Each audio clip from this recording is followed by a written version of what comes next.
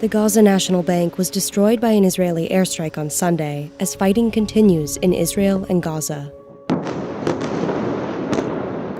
More than 700 Israelis have been confirmed dead, and 560 Palestinians have been killed after Hamas, a militant group from Gaza, launched an unprecedented attack on Israel over the weekend.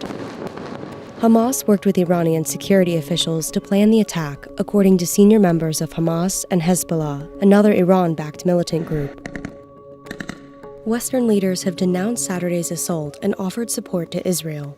I've just spoken with Prime Minister Netanyahu to assure him of the UK's steadfast support as Israel defends itself against these appalling attacks. Iranian security officials helped Hamas plan the surprise attack on Israel, senior members of Hamas and Hezbollah said. The green light for the attack, which included air, land, and sea incursions, was given at a meeting in Beirut last week. A spokesman for Iran's mission to the UN said Iran stood in support of Gaza's actions, but didn't direct them.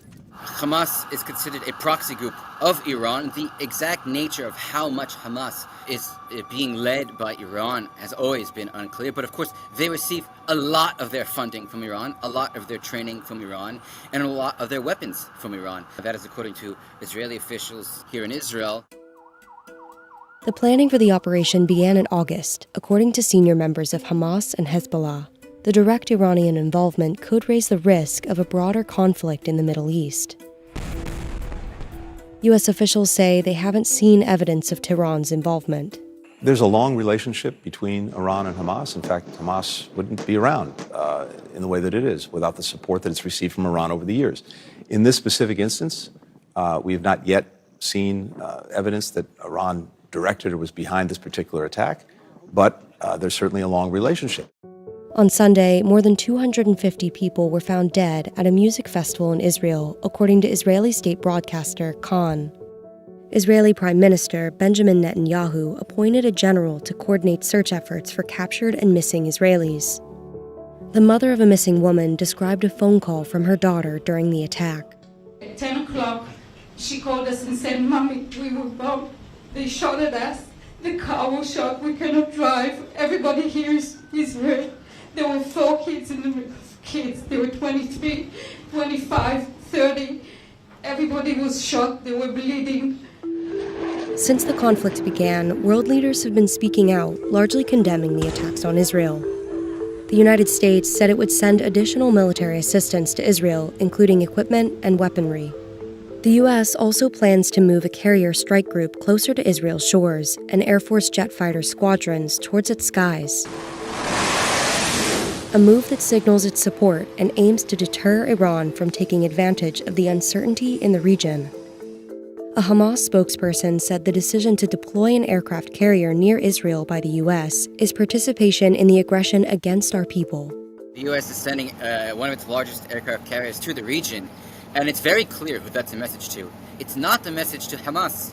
It's not a message to Gaza. That's very clear.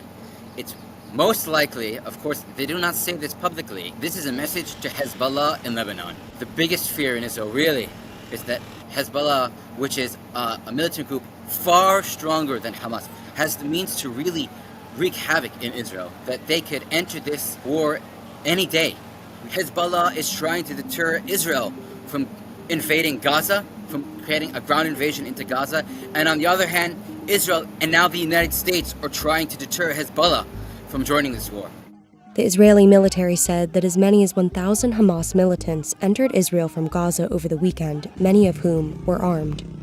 The Israeli military is preparing the ground in Gaza for an invasion, for a ground invasion. They've cleared the communities around the Gaza border, not only because it's not safe for them there, but in order to have freedom of operational movement in that area. They have not declared that they will do it, but they are making very clear preparations that they will do it. And if you listen here to the politicians here in Israel, many of them are talking about removing Hamas entirely from the equation. There's only one way to do that, and that's a ground assault. That will take a very long time to do. It will be a very difficult and bloody battle.